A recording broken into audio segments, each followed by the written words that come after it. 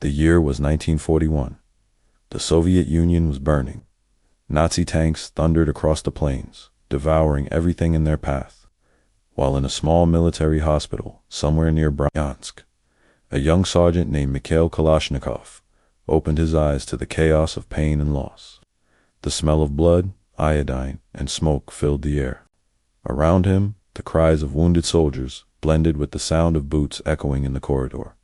He had survived, but barely. A shard of metal from a German shell had torn through his shoulder and spine, leaving him bedridden for months. Yet his mind sharp, restless, mechanical, refused to rest. One night, as the rain beat against the windows, Kalashnikov listened to the angry voices of soldiers in the next bed. They weren't cursing the enemy. They were cursing their own rifles. 3 men, one shouted and one gun. One, and if you fire it, it nearly breaks your shoulder. Another soldier, pale and weak, laughed bitterly. And the Germans, they have these shiny new machine guns. You hear them, rat-a-tat-tat-tand. Your whole platoon's gone in seconds. The ward filled with laughter. That wasn't laughter at all, it was the sound of humiliation. Kalashnikov turned on his side, every movement hurting. He was a tank commander, a mechanic before the war, and he knew machines. He understood how they lived, how they failed, and how they could be made better. That night, as the other soldiers fell silent, he whispered to himself, "It's not their courage that's weak. It's their weapon."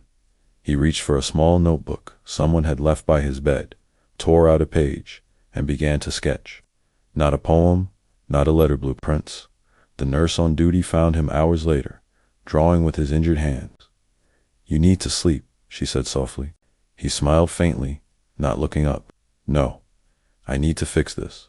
What he didn't know yet was that this moment, this spark of stubborn will inside a broken soldier would change the world. Because in that hospital, Mikhail Kalashnikov wasn't just inventing a new weapon. He was shaping a new kind of war.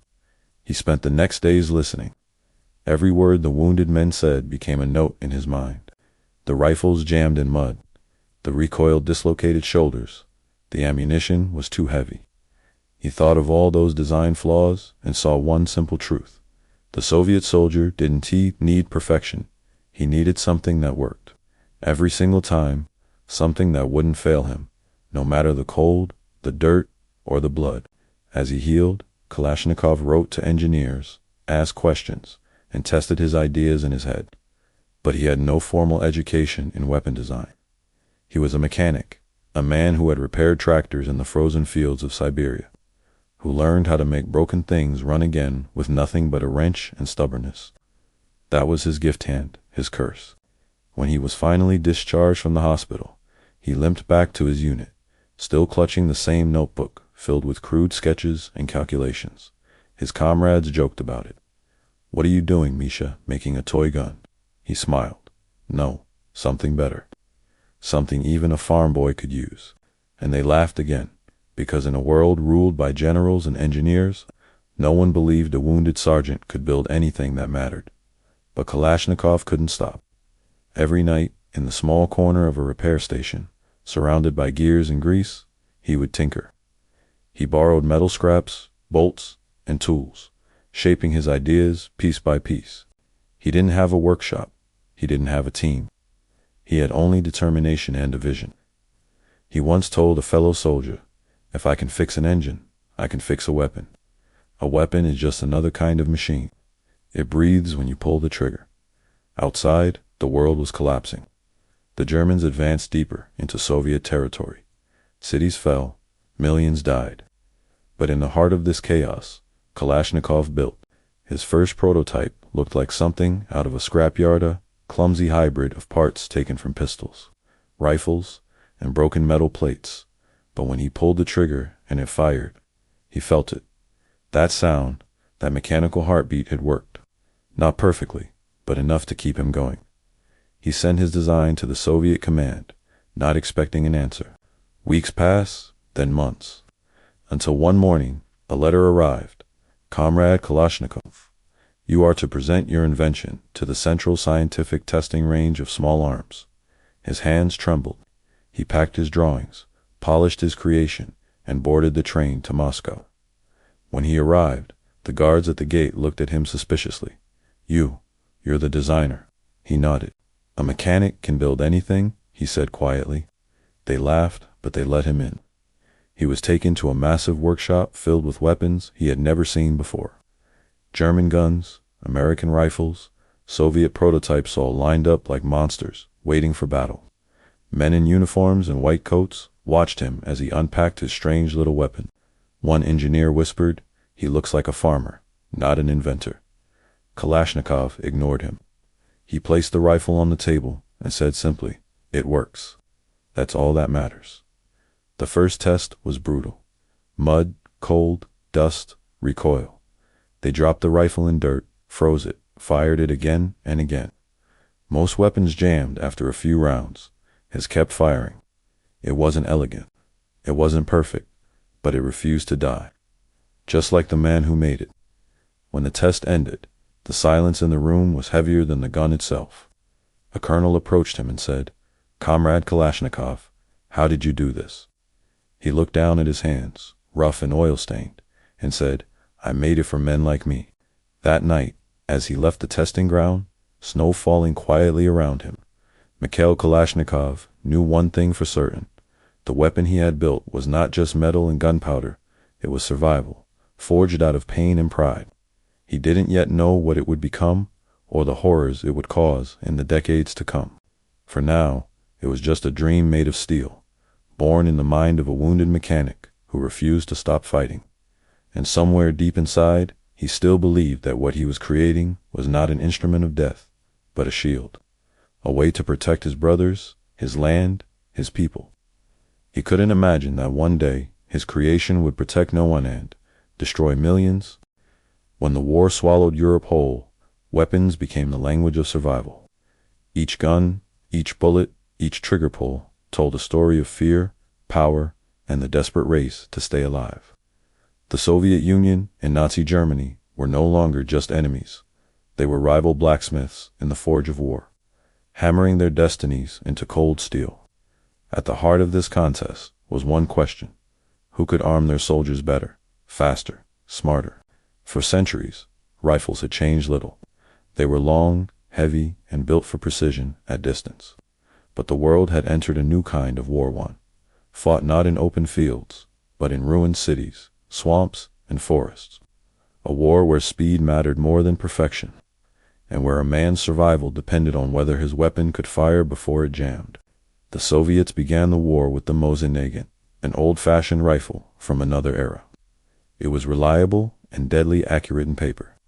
It could hit a target from 800 meters with a heavy 7.62 x 54 millimeters cartridge. But accuracy means nothing when your enemy is 50 meters away, rushing through smoke and mud. The Mosin was long, heavy, and slow. Soldiers joked that it could kill the enemy or your shoulder. Its recoil was so strong that it could dislocate your arm if you weren't careful. Across the battlefield, the Germans used their Karabiner 98K, a refined masterpiece of engineering with almost the same range and precision. Both weapons were deadly, but both were built for another time when battles were clean and distant. In the chaos of Bryansk, Leningrad, or Stalingrad, these elegant rifles became clumsy relics. And so, armies began to adapt. Some turned their old rifles into sniper weapons, giving them scopes and training elite marksmen who could shoot from far away. The Soviets were brilliant at this. Their snipers became legends, ghosts of the battlefield. One of them, Ludmila Pavlichenko, called the Lady of Death, would kill 309 enemy soldiers, her calm eyes staring through the scope as chaos erupted around her. But for every sniper, there were 1,000 regular soldiers with nothing but an outdated rifle and a death sentence. The Germans, pragmatic as ever, found another solution. They decided that precision was less important than rate of fire. They began transforming their handguns into machine guns, short, fast, efficient weapons built for close combat.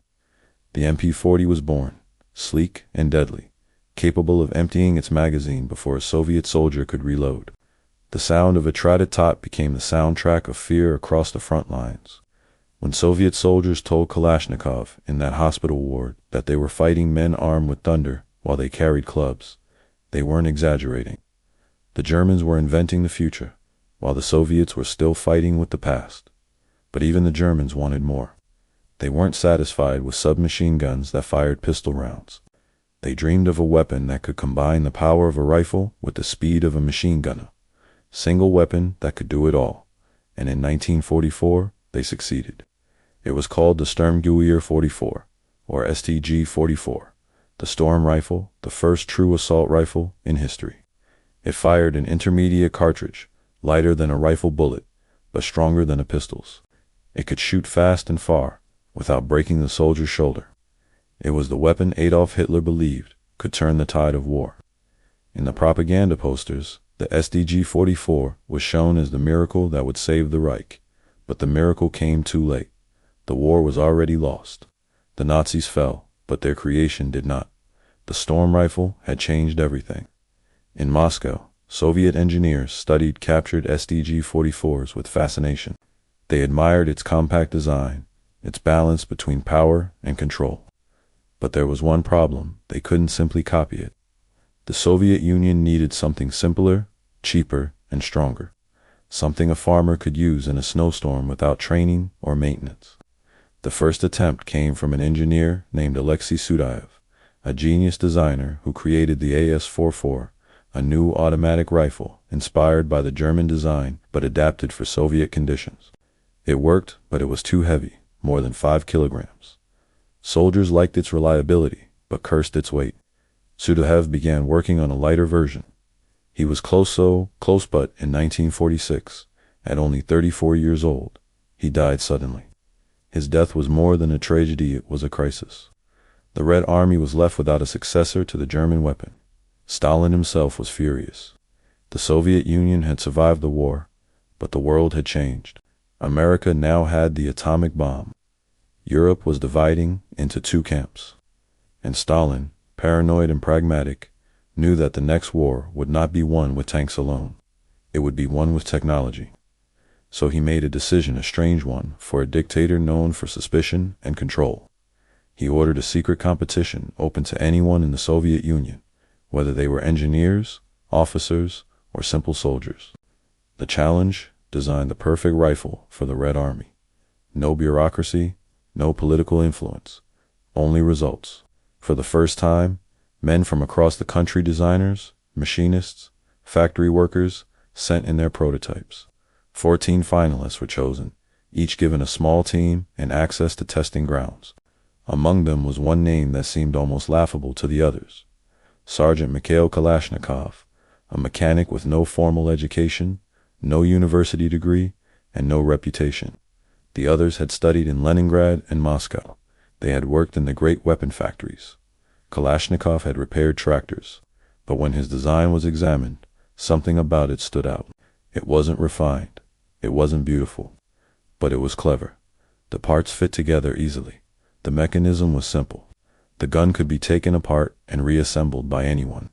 It didn't jam, even when filled with dirt. It was the weapon of the people, designed by one of them. When he arrived for the trials, the older engineers sneered. A mechanic competing with us.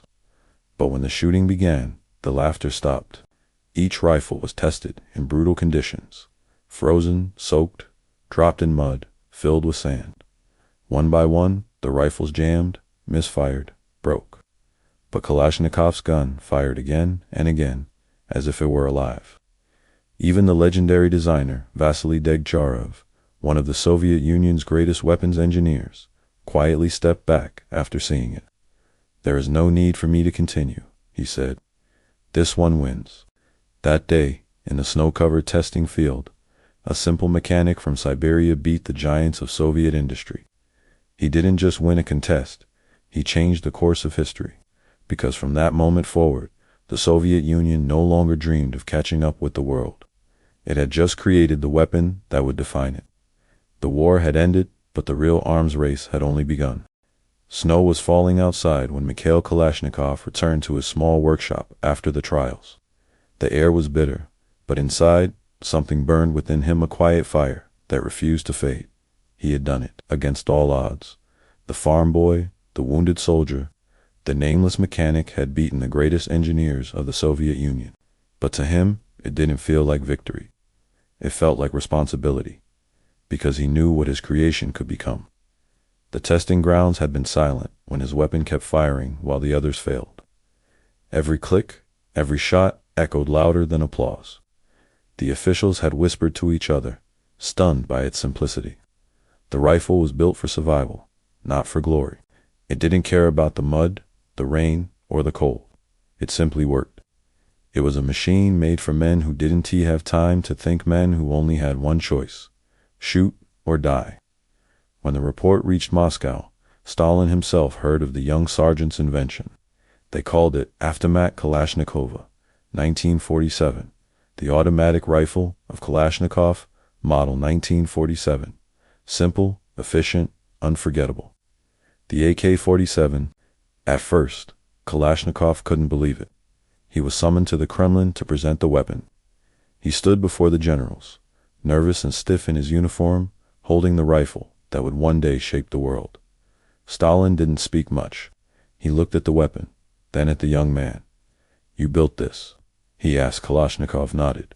"For the soldiers?" he said quietly. Stalin smiled, a rare expression on that cold face. "Good. The Red Army will use it." From that day on, Mikhail Kalashnikov's name became a symbol of Soviet pride, but he remained humble. When a journalist once called him a genius, he shook his head. "I am not a genius," he said. "I am just a Russian man who wanted to protect his country." The AK-47 was unlike anything the world had seen. It weighed only 4.3 kilograms, light enough for a farmer to carry all day. It used a new intermediate cartridge, the 7.62 x 39 millimeters. Powerful enough to stop an enemy, but light enough for soldiers to carry twice as much ammunition. Its parts fit together like a puzzle. It could be taken apart and reassembled, blindfolded, in seconds.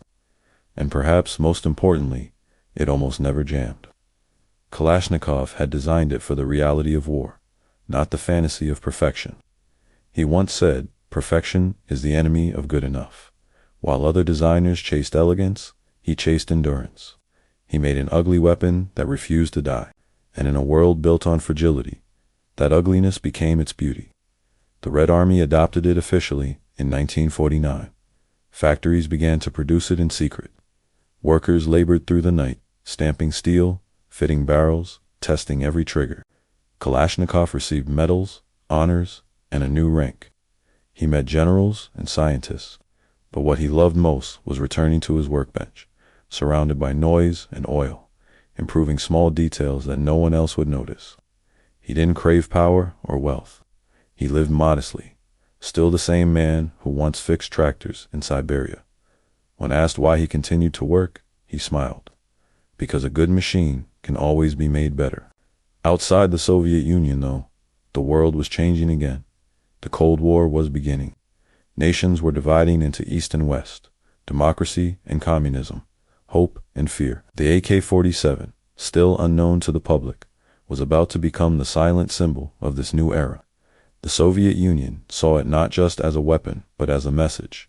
While the Americans built expensive rifles that required training and maintenance, the Soviets had created a gun that anyone could use. It didn't care about your rank, your wealth, or your skill. It fired for everyone the same way. It was, in a strange and terrifying way, democratic. Kalashnikov often visited the factories, walking between rows of workers. He watched the rifles come to life, each identical, each deadly. Sometimes he touched one gently, as if it were alive. He told a young engineer once, "Take care of your machine. It must protect, not betray." But he didn't yet know that his creation would do both.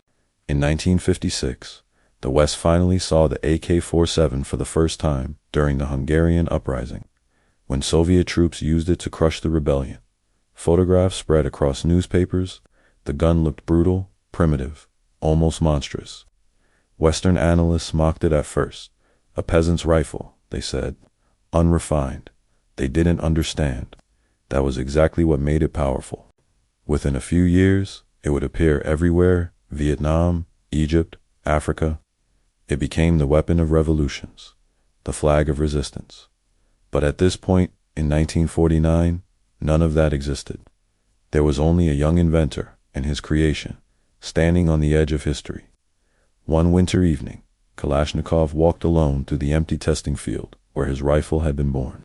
Snow covered the ground like a shroud. He picked up one of the rifles, fired it into the air, and listened to the echo fade into silence.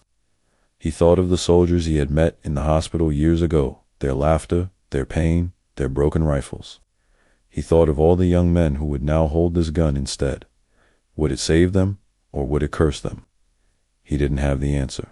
But as he looked at the weapon in his hands, he whispered something under his breath, a line he had once written long ago.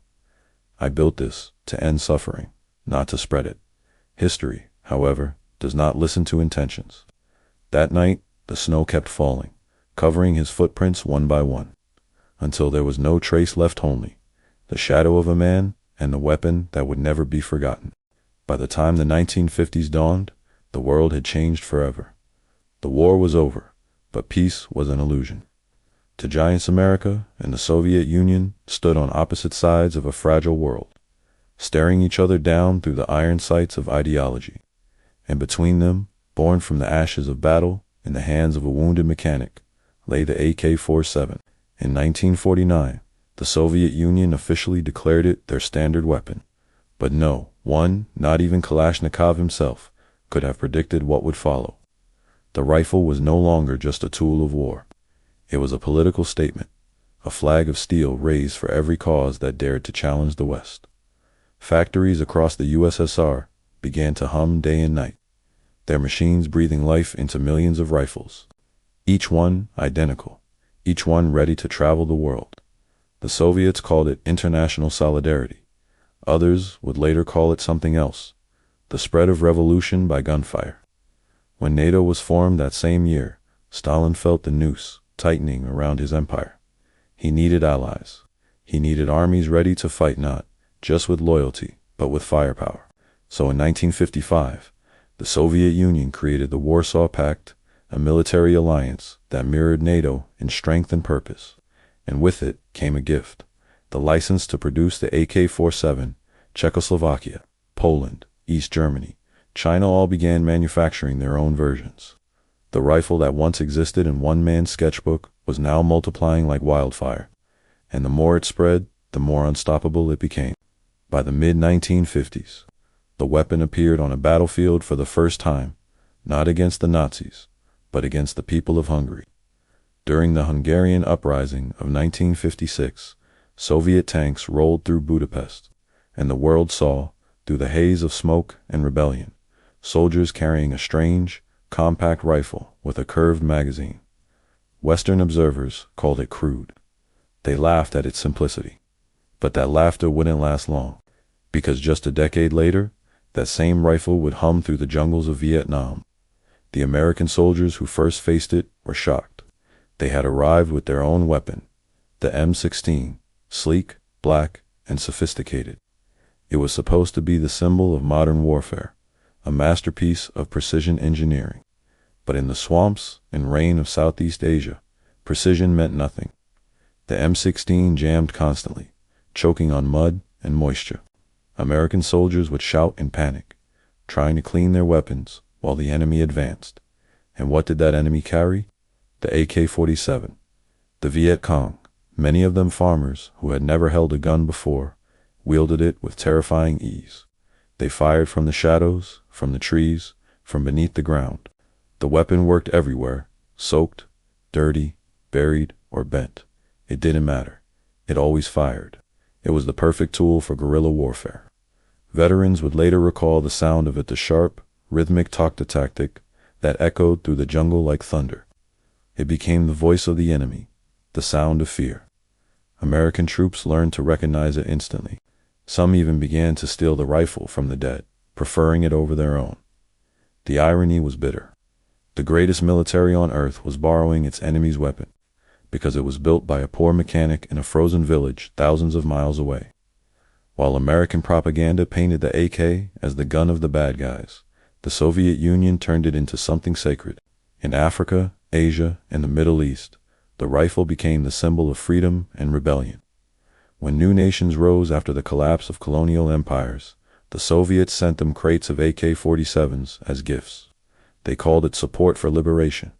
Mozambique, Angola, Egypt, Cuba all received the same steel promise: you will never fight alone. In the deserts of Egypt, the rifle roared during the Arab-Israeli wars. In the streets of Cuba, it hung from the shoulders of revolutionaries. And in Africa, it became more than a weapon, it became art. The flag of Mozambique even bears it proudly to this day, crossed with a hoe and a book. The worker, the farmer, and the soldier, all united by one gun. In those years, more than 100 million AK-47s were produced or copied across the world. Half were not even made in Russia. The design was so simple, so easy to replicate, that it escaped control. Every blacksmith, every factory, every rebel camp could make one. It was the weapon that refused to belong to anyone, and while it became the banner of resistance for some, it was the curse of chaos for others. Dictators armed their militias with it. Warlords built empires of terror. Children, barely old enough to speak, carried it across burned villages. The rifle that Kalashnikov had dreamed would protect his homeland had become the global language of violence. But even then, its legend kept growing. The AK-47 appeared in films, in songs, in the posters of revolutions. It was carved into monuments, engraved into flags, worshipped by soldiers, and feared by governments. Kalashnikov himself became a national hero.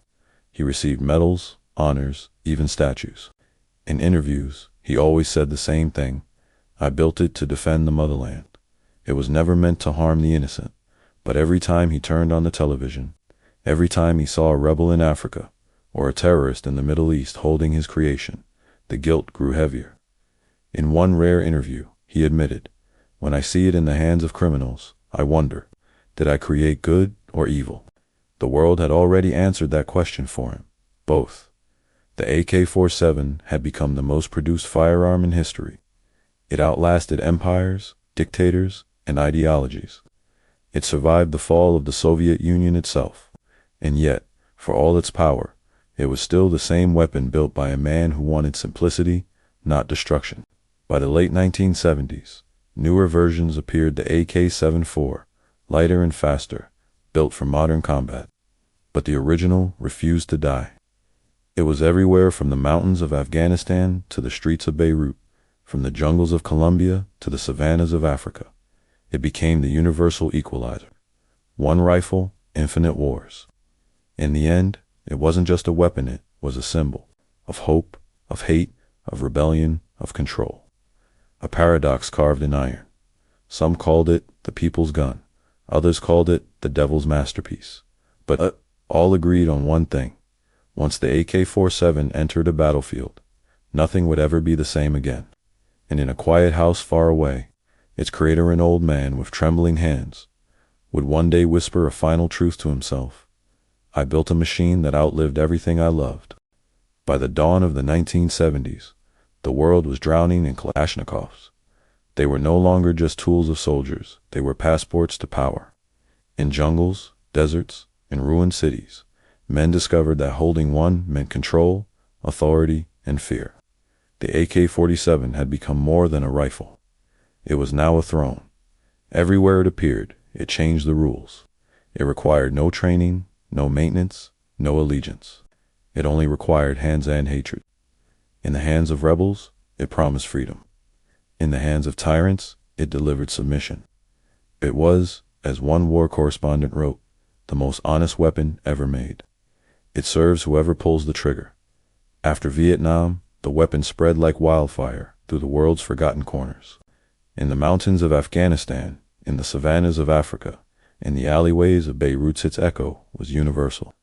It sang in every language, in every cause. When the Soviet Union invaded Afghanistan in 1979, its soldiers carried the same weapon that the Afghan fighters used against them. It was the first war in history where both sides were armed with the same gun. The Americans, through the CIA, secretly funded the Afghan resistance. Crates of AK-47s were sent through Pakistan, bought from Chinese factories to fuel the fight against the Soviets. For the first time, Kalashnikov's creation turned against his own country. He was devastated when he heard, "My rifle," he once said, "was supposed to protect our borders, not kill our sons." But the rifle didn't care about nations or ideologies. It was loyal only to conflict. Then came the 1990s, and the fall of the Soviet Union. The empire collapsed, leaving behind warehouses filled with millions of rifles, forgotten and unguarded. Overnight, 80% of the Soviet small arms stockpile vanished into the black market. Nobody knew where they went. Some went to Africa, others to the Balkans, others to the Middle East. The rest, no one ever found them. In Africa, the AK-47 became both a curse and a crown. Dictators bought them by the thousands. Warlords handed them to children, barely 10 years old, and sent them into battle. In Liberia, a warlord named Charles Taylor distributed the rifles for free, promising that anyone who carried one could take what he wanted: food, land, life. The gun became currency, known as the African credit card. A chicken, a goat, or a single bag of rice could buy one. The price of life fell to $15. In some regions, people joked bitterly that a cow was worth more than a man. But it wasn't just in Africa. In South America, drug cartels armed their militias with AKs. In the Middle East, militias and terrorists waved them like banners. In the Balkans, the sound of its bullets echoed through cities once called peaceful. Wherever there was anger, the AK was there to feed it. In time, the weapon found its way into movies, video games, music videos. Children who had never seen war could recognize its shape instantly. It became a symbol, a myth, a piece of modern culture. Rappers wore it on necklaces. Revolutionaries painted it on flags. Governments feared it, yet secretly bought it. It was everywhere on both sides of every story. And what of the man who made it? Mikhail Kalashnikov had grown old. He was now a national hero in Russia, honored by presidents, celebrated in parades. But behind his smile lay something heavier than medals. The world had turned his invention into a monster, and he could no longer control it. In interviews, he often defended himself. "I built it to defend the motherland," he said again and again. It was meant for peace, not for evil. But the world saw something else. In every photo of war, every broadcast of a terrorist attack, there it was, the silhouette of his rifle, his name carved into chaos. He was haunted by it. In one interview, he was asked if he regretted inventing it. He paused for a long moment before answering. "I regret that it spread so much. I regret that it is used by criminals. But I am not guilty. I built it for defense." Years later, a letter he wrote to the Russian Orthodox Church would reveal the truth of his torment. "My spiritual pain is unbearable," he confessed. "I ask you, am I to blame for the deaths caused by my weapon? A Christian must not cause harm. But what if his invention does it for him?" He signed it not as a hero, not as a general, but as slave of God, Mikhail Kalashnikov. In his final years, he lived modestly, supported only by his small pension. He had made no profit from his weapon. Every patent, every sale, every license had belonged to the Soviet government. Others became rich from it. He did not. He lived and died as he was born, poor, humble, and misunderstood. But even as he aged, his creation refused to die. The AK-47 outlived the Soviet Union, the Cold War, and even the century that birthed it. It fought in more than 50 wars, in every climate on Earth. It killed more people than any other firearm in human history, an estimated 250,000 lives every year. It earned a title few could deny, the weapon of the century. Historians would later call it the perfect paradox. A machine built for equality, used for oppression. A tool of defense turned into an engine of fear. A weapon meant to save lives, responsible for ending millions. And yet, in its brutal honesty, there was something deeply human about it. It was simple, flawed, unstoppable, just like the men who made it and the world that demanded it. As Kalashnikov neared the end of his life, he tried to make peace with his legacy. "I wanted to invent something that would bring comfort," he said softly once, "perhaps a lawnmower." But the truth was that no machine in history had ever comforted humanity more efficiently than the one that could destroy it. When he died in 2013, at the age of 94, Russia buried him with military honors. On his coffin lay a single rifle, an AK-47, polished and silent. Soldiers fired into the sky, honoring the man who had armed the world. Some mourned a hero, others a curse. But in every corner of the earth, from the jungles of Colombia to the sands of Syria, his creation still speaks, loud and clear, in the same mechanical language he designed 70 years earlier.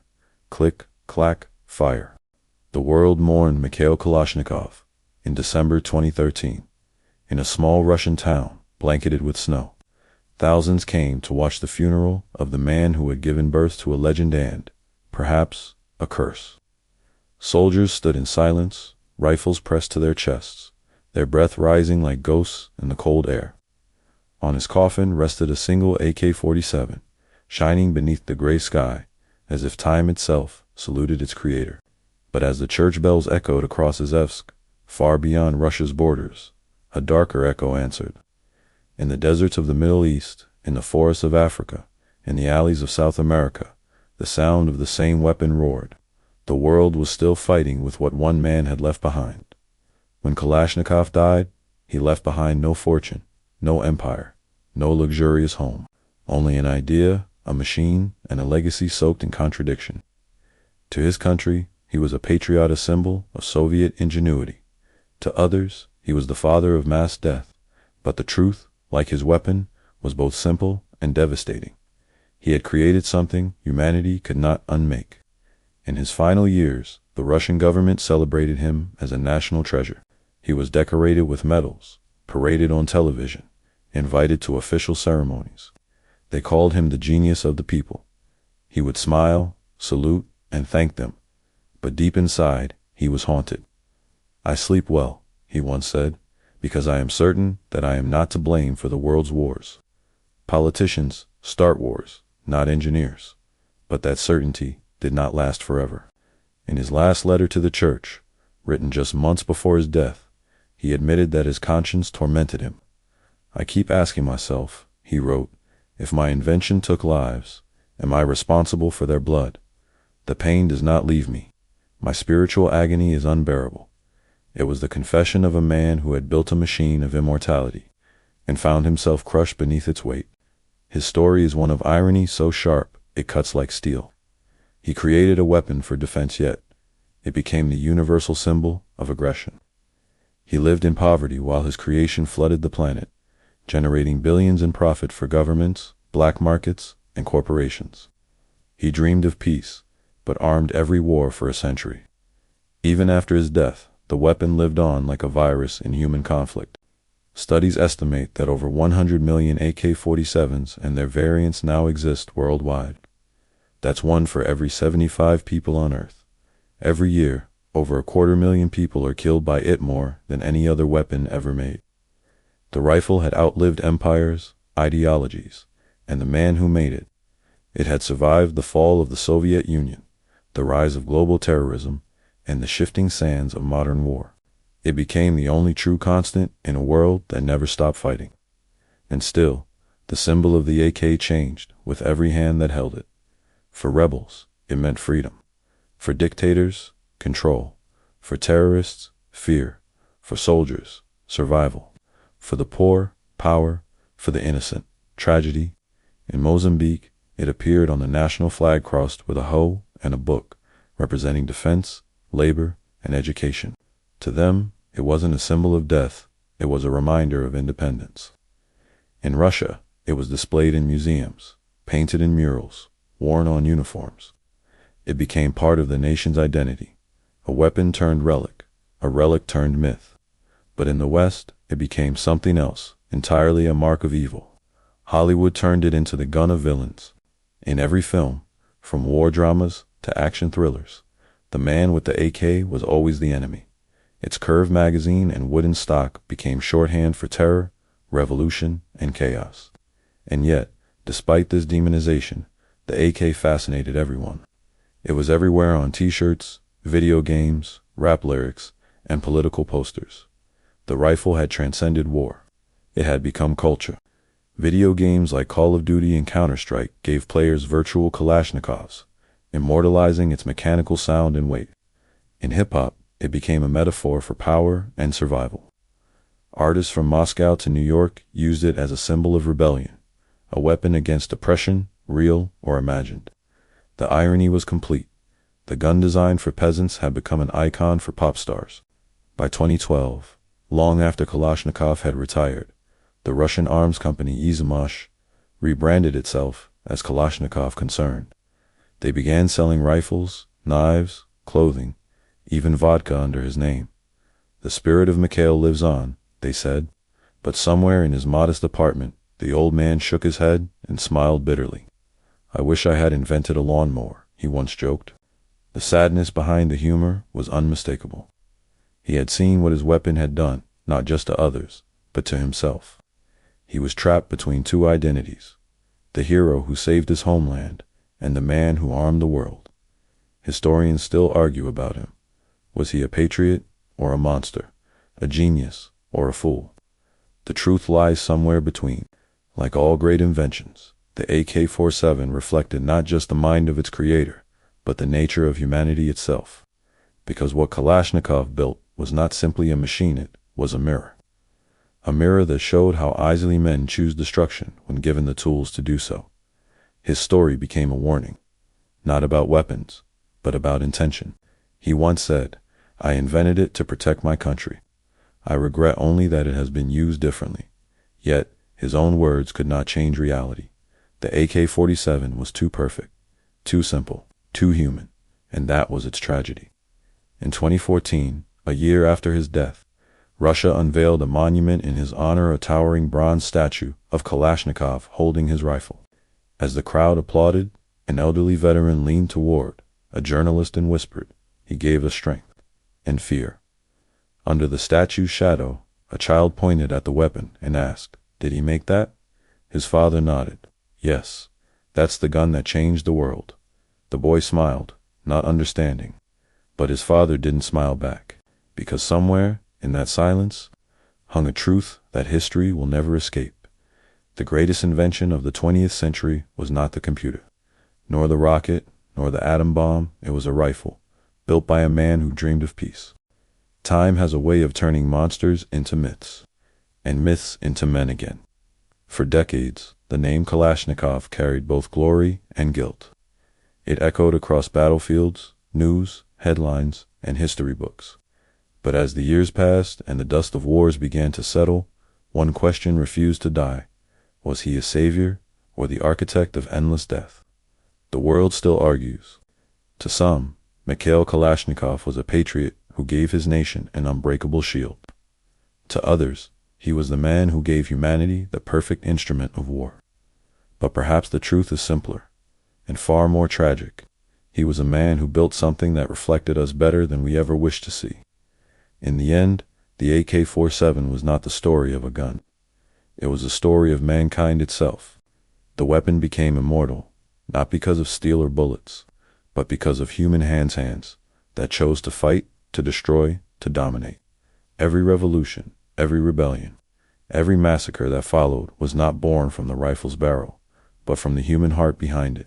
Kalashnikov once said, "I sleep soundly because I built it for defense." But even in that defense lay the seed of destruction.